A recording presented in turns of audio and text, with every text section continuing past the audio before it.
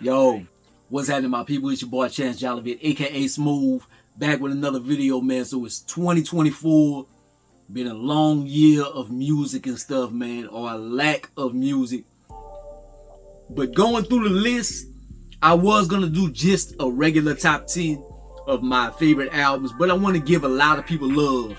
So I'm gonna break this up.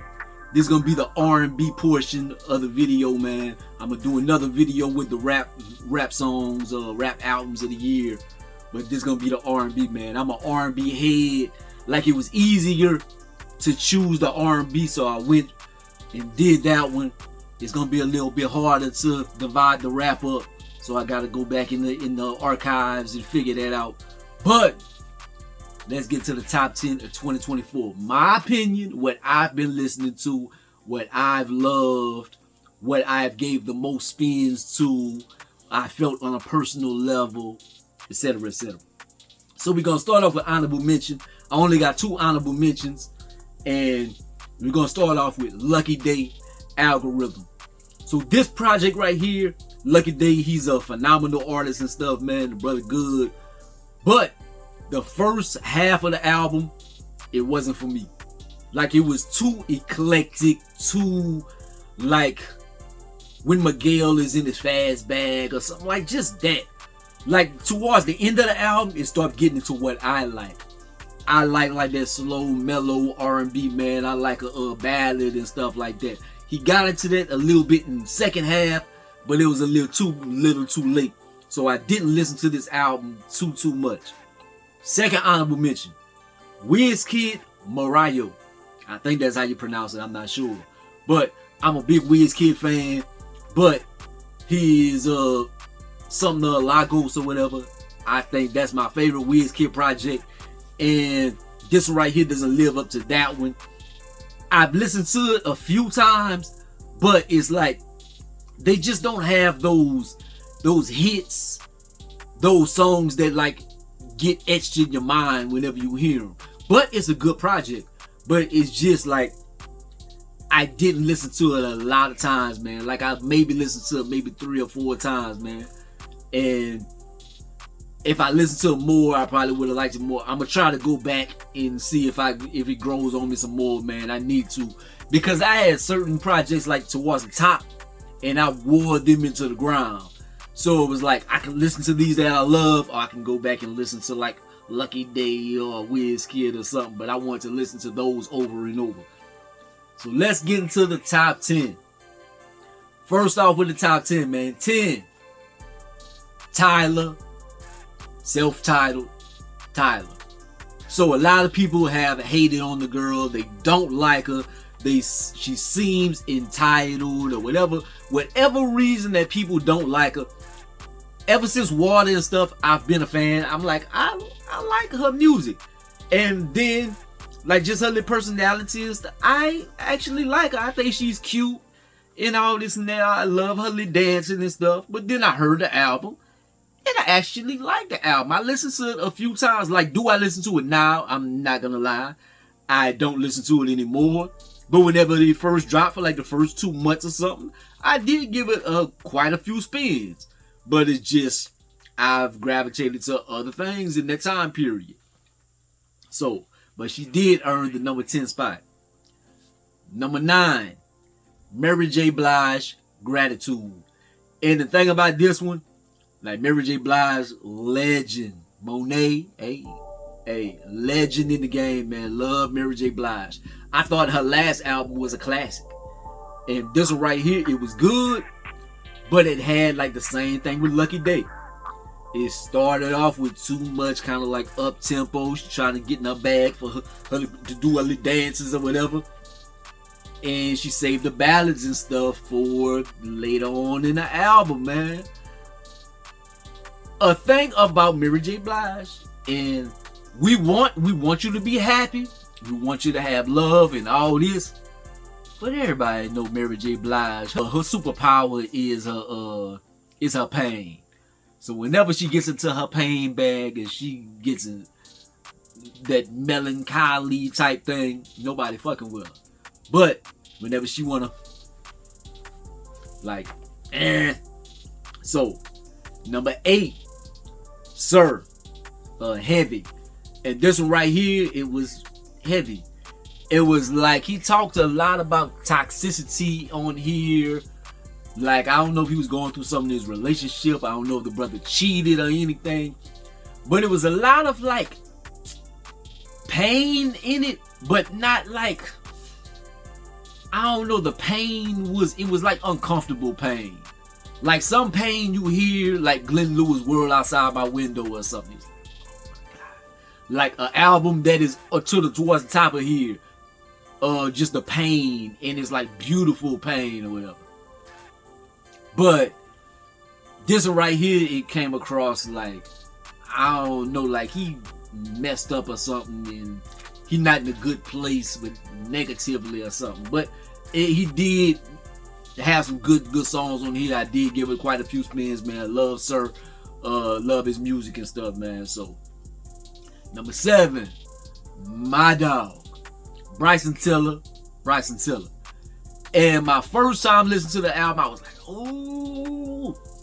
And then like the more I listen to it, they got a few songs like I don't care for as much. Like, it's not the classic Bryson Tiller, but he had trap soul. He's still trying to live up to trap soul, man. And this one right here, it was dope. But it's like, I go back to it here and there. But it's just like, even the last one that he did before this, I listened to it way more. But this one is a very long project.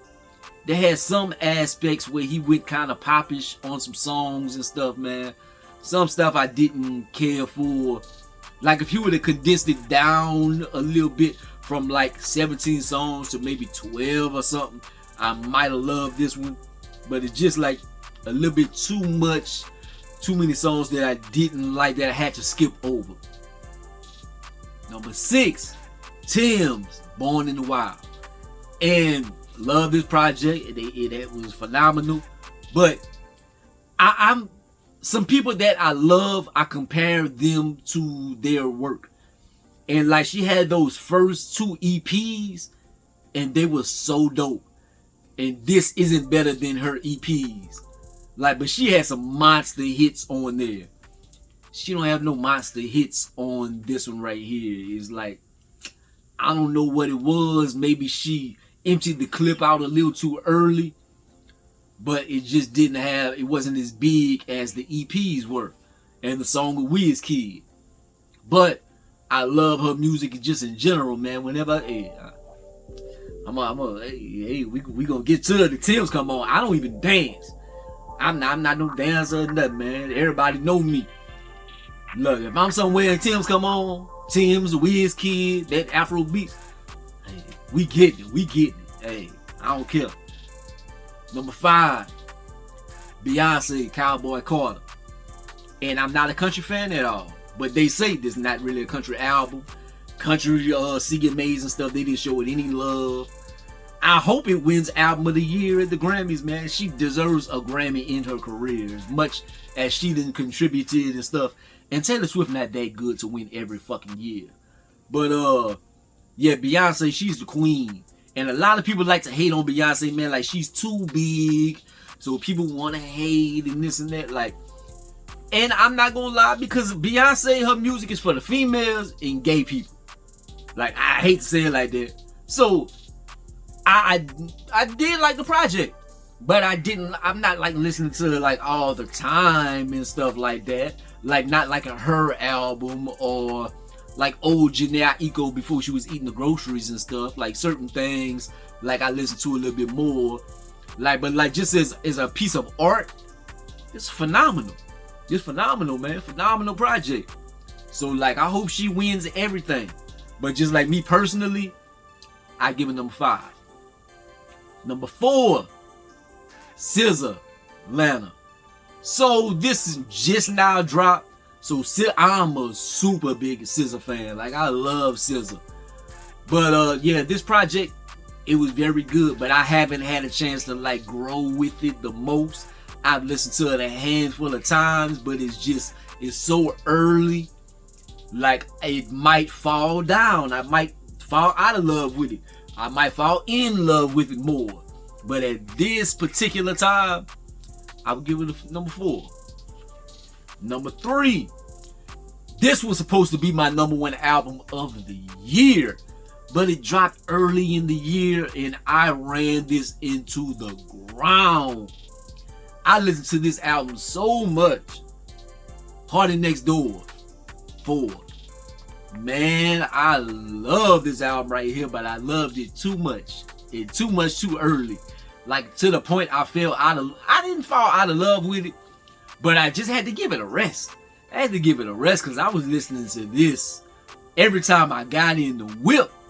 I was putting this on every time I went to sleep because I gotta put some music on to go to sleep because my mind, I think too much. So I gotta put music on to stop thinking. Focus on something else. But like this album, man, if you ain't heard this, like you been sleeping under a rock or something. But look, check this out. This one. Yeah. Number 2. When this dropped, I knew this was gonna be my number 1 album of the year. Tyrese, Beautiful Pain. But it is number 2. And man, I love this album. But it's painful. It's painful. So, and they had a moment like I was going through some things. And like I was listening to this and like it was like I would listen to this and like get like depressed and stuff. So like I had to give this album a rest. Like, but I like to play this album like it just like when my grandmother is with me or something, I like to put this on. Like she loves this album because it got that old school vibe. And like I see like the joy coming to her face whenever this album comes on. And that's how I feel. But then when you're in a good mood and you listen to it, it's like you can appreciate the beauty in it. But boy, whenever you're not feeling good and you listen to this, oh boy, you be hurting. Oh, you be hurting whenever you listen to this album. But it is phenomenal, man. Phenomenal. If you caught me on another day, it probably could have been number 1. But like number 1, Leon Thomas, Mutt. I didn't know nothing about this brother. I don't know if I seen them talking about it on Joe Budden podcast or something. I heard about him and I looked his music up, and then I went back in the archives because the music had already dropped. The album had already dropped like maybe a month prior, and I had to go back and check it out. And dog, I just been in love ever since, dog. I love this album, man. Like this has been a theme song for in the whip, for going to sleep, like just for good times, for bad times. Like it's in the same with that Tyrese bag. Like whenever I was feeling a certain kind of way, vibes don't lie. Ooh, ooh, ooh. Hey, they had a lot of joints on here where you listen. Pick up the phone. I talk to you. Hey, they got some joints on this motherfucker, dog. Like, hey, this one right here, but they got moments, man. You might feel sad. You might feel sad when you listen to it, but if you're feeling good, you're gonna feel good. But it's jamming. It's jamming. I love this album, man. This is R&B at the highest plateau. And I'm mad because I didn't review this album because I wasn't up on it whenever it first dropped and stuff. But Leon Thomas, number 1 R&B album of the year. And I want to give love to a brother that you probably didn't know, man.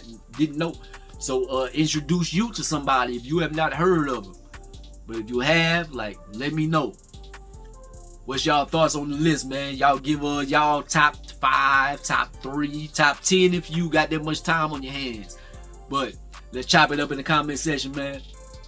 Like, comment, subscribe. Go be the greatest and most hated, man. Holla at your boy.